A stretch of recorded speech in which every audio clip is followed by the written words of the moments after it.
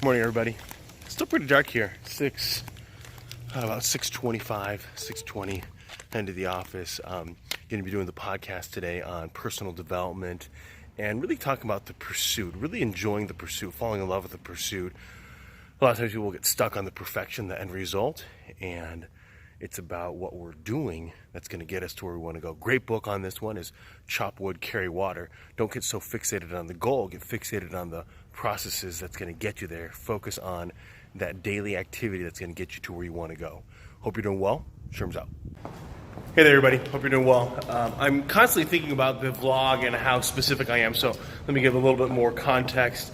In today's podcast was talking about falling in love with the process and not getting stuck on the end result. That sometimes people want to shortcut the process, let's say to become a leader, to get the promotion, but they neglected the steps to be able to build the character that's required to be that kind of leader that they need to be. Was able to then listen to the Book of Mormon and then listen to a little bit of General Conference. It was actually, that's what this last weekend, for those that you aren't familiar, in the Church of Jesus Christ of Latter-day Saints, we have 2 times a year where the prophet and then the 12 apostles and some of the other leadership will speak to the body of the congregation, Saturday and Sunday. And then, so I was listening to that as a family, and then I wanted to be able to make sure that I got some of the finer points. So I've been listening to it. And when I listen to books and things like that, it's at 2 times the speed. And by listening to things at 2 times the speed, it allows me to get through the material quicker.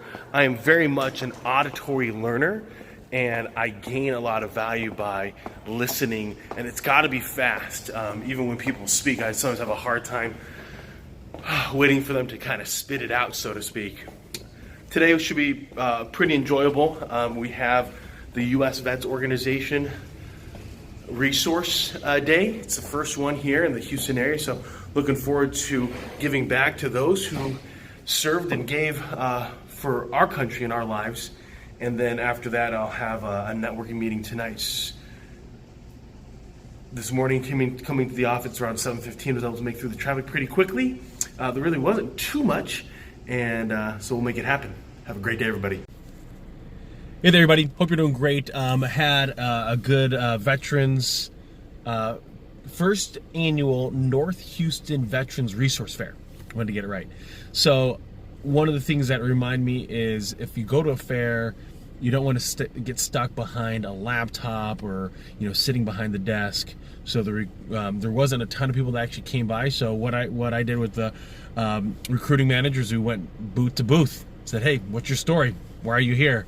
Tell us about yourselves," and got to know the other individuals there and wanted to know their story. How can we be of value to them? And we stayed, basically, we left about 15 minutes earlier just because there wasn't any folks coming in. And for us, it's about getting our name out there. That's one. So it's a little bit of PR. 2, from a marketing perspective, we do want to be able to meet people. And there are other people at booths, other professionals. And so it's not all about who can be there for us. It's about what we can do in connecting.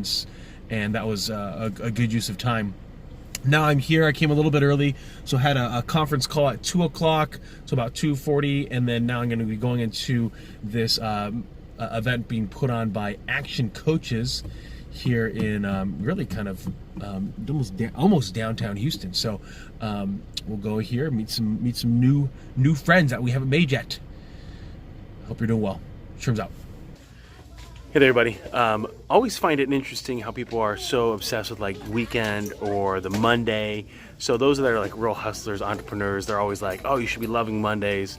No, just love every day, because every day is truly a gift. We can't assume that we're getting the tomorrow. So embrace what you have today. The good, the bad, the tough of it. I find for a lot of us, if we can just focus in on the here and now, we'll be far more appreciative of what we have versus hoping for a better tomorrow. Although I am an optimist and believe in a better tomorrow if we find ourselves going through some tough moments.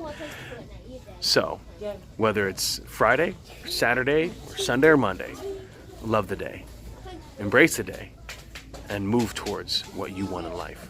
Sherm's out.